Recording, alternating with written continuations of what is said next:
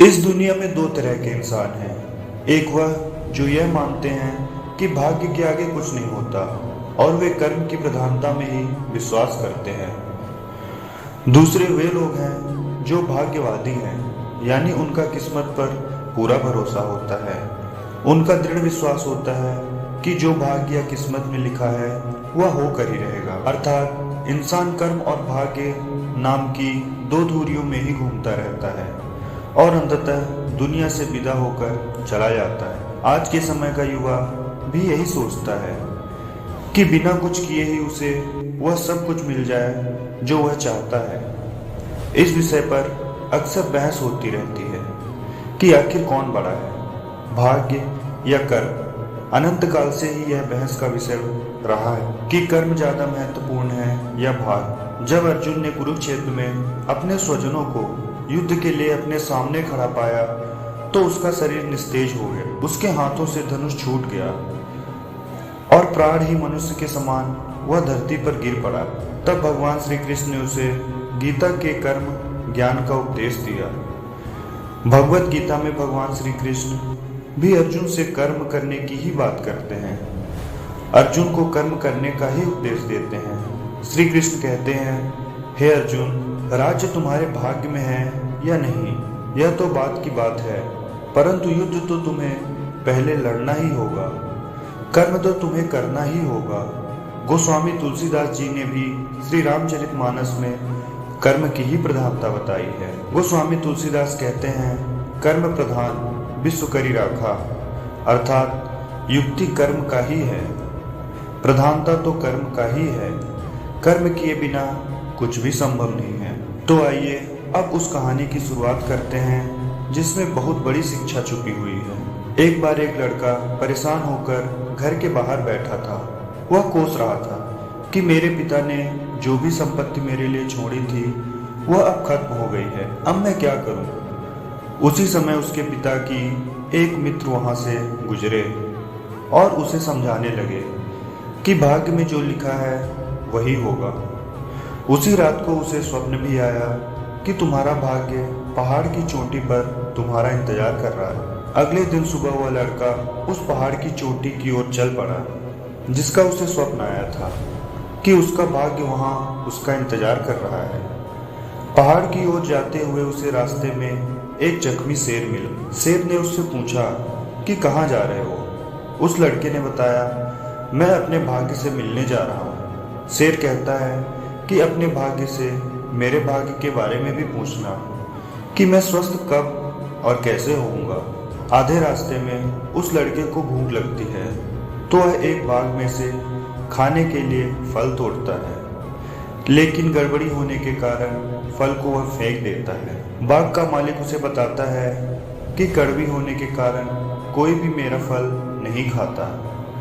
बातचीत के दौरान जब बाग के मालिक को पता चलता है कि यह लड़का भाग्य से मिलने जा रहा है तो वह उससे कहता है कि अपने भाग्य से पूछना कि मेरे बाग में फल मीठे कैसे होंगे।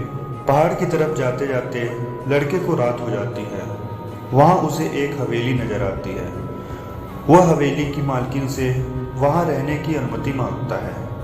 हवेली की मालकिन उससे वहां आने का कारण पूछती है तो लड़का उसे बताता है कि मैं अपनी भाभी से मिलने जा रहा हूँ। हवेली की मालकिन कहती है, अब भाभी से मेरे बारे में भी पूछना कि मुझे खुशी कब मिलेगी। अगले दिन सुबह वह पहाड़ की ओर चल पड़ता है और उसे सचमुच वहां उसका भाग्य मिलता है।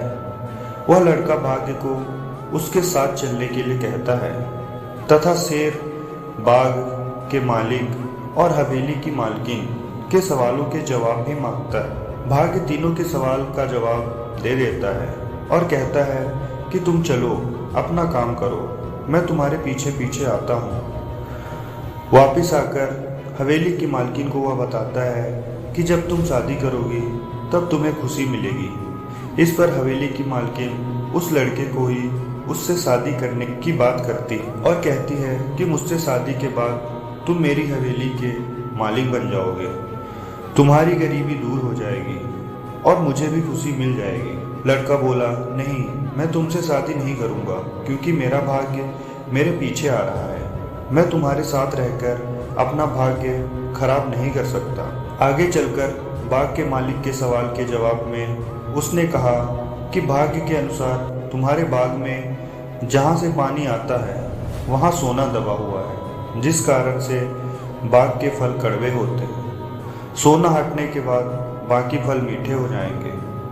वहाँ का मालिक लड़के से कहता है कि मैं सोना खोद कर निकाल देता हूँ। तुमने मुझे समस्या का समाधान बताया है, इसलिए सोना तुम ले जाओ।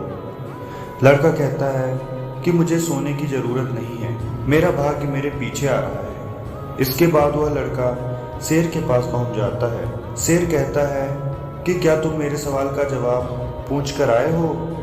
लड़का कहता है कि भाग्य के अनुसार जब तुम सबसे मूर्ख व्यक्ति को खाओगे तो पूरी तरह से स्वस्थ हो जाओगे। शेर ने कहा, तुम्हारा बहुत बहुत धन्यवाद, मैं तुमको कोई इनाम देना चाहता हूँ। लड़के ने कहा कि मुझे इनाम की आवश्यकता नहीं है। लड़के ने शेर से बताया कि हवेली की मालकिन ने भी मुझसे शादी करने का प्रस्ताव रखा था और बाग के मालिक ने कहा था कि तुम सोना खोदने में मेरी मदद कर दो और सोना तुम ले जाना, लेकिन मैंने उन्हें भी मना कर दिया। शेर ने पूछा, तुमने ऐसा क्यों किया? लड़के ने जवाब दिया कि मैंने उन सब से कहा कि मेरा भाग्य मेरे पीछे आ रहा है, इसलिए मुझे इसकी आवश्यकता नहीं है। लड़के का जवाब सुनकर शेर ने आओ देखा न ताओ और उसी क्षण लड़के को खा गया। शेर ने कहा कि तुमसे बड़ा मूर्ख इंसान शायद मुझे कोई और नहीं मिलेगा, क्योंकि तुम्हें भाग्य के इंतजार में गरीबी दूर करने के दो अमूल्य अवसर खो दिए। अगर तुम दोनों जगह अपना कर्म करते तो तुम्हारा भाग्य तुम्हारे पीछे नहीं तुम्हारे साथ चल रहा होता। प्रिय दर्शकों, इस कहानी से हमें यह शिक्षा मिलती है कि हमें कभी भी केवल भाग्य के भरोसे नहीं बैठना चाहिए, बल्कि अपना कर्म भी ध्यान और ज्ञान में रखना चाहिए, क्योंकि भाग्य उन्हीं के साथ चलता है जो कर्मशील